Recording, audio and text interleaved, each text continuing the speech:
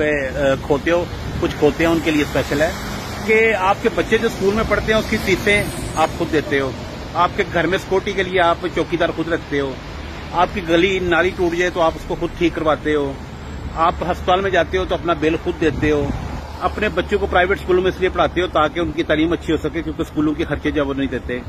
تو مجھے صرف یہ بتاؤ کہ اگر ساری چیزیں آپ خود کرتے ہو، آپ کو کوئی بھی کام کرنا ہو تو آپ خود کرتے ہو، آپ کا گورنمنٹ کوئی نہیں کرتی، تو آپ نے اس کا ٹیکس کس چیز کا دینا ہے؟ ٹیکس دینا ہے اپنے مریم بی بی کا جو پروٹوکول ہے اس کے لیے، شہباز شریف کارٹون جو ہے اس کے لیے آپ نے پروٹوکول دینا ہے تاکہ اس کا پروٹوکول گزرے، اس کے لیے آپ نے پیسے دینے ہیں۔ ٹیکس کس چیز کا دینا ہے مجھے پہلے یہ بتاؤ۔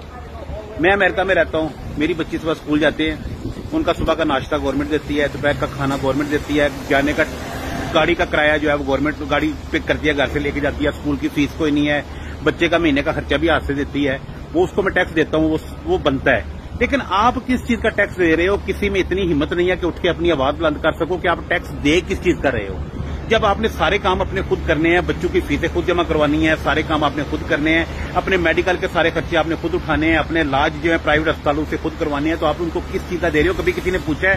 اور کھوتے ہو پہلے ان سے پوچھو تو کس چیز کا لے رہے ہو یہ ٹیکس؟ جو ہے ٹیکس لے رہے ہو پروٹوکول کا، جو یہ خسرا جو ہے وہ وزیر خارجہ ہمارا وہ باہر جاتا ہے، اس کے سفر کے جو پیسے ہیں وہ آپ لوگ دیتے ہو، وہ کیوں دیتے ہو؟ کس لیے؟ وہ آپ کے لیے کیا کر رہا ہے؟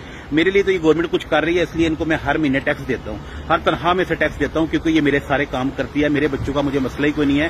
آپ تو اتنی اسکول کی فیس نہیں ہے جتنی آپ کے اسکول کے بچوں کی بس کی فیس ہوگی، آپ کے بچے اسکول پہ بس پہ جاتے ہیں، اس کا بھی آپ محفوظ نہیں ہو، آپ چوکیدار رکھتے ہو، اس کے پیسے بھی آپ خود دیتے ہو، تو خدا دا خوف کرو۔ نالی پکی کروانے کا بھی آپ کے محلے میں کوئی ٹوٹی لگوا دے، آپ اس کو سارے ووٹ دے دیتے ہو، ان سے پوچھو آپ کے لیے کر کیا رہے ہیں؟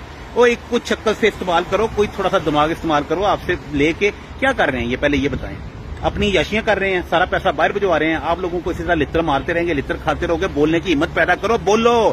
اور کجرو کبھی نہیں اب نہیں بولو گے کہ نسلیں بھی کوئی نہیں بولیں گی، وہ بھی آگے سے غلام ہی نکلیں گے تمہارے بچے جو ہیں۔ اگر بزرگ تھے تو انہوں نے نہیں ان کو سمجھ تھی، تو اب آپ لوگ عقل کر جو، اب تو میڈیا کا دور ہے، لیکن کسی کھوتے کو سمجھ نہیں آ رہی ہے۔ آپ دیتے جاؤ ٹیکس، ان کو دو، ان کو جاؤ، ان کے پیٹ بھرو۔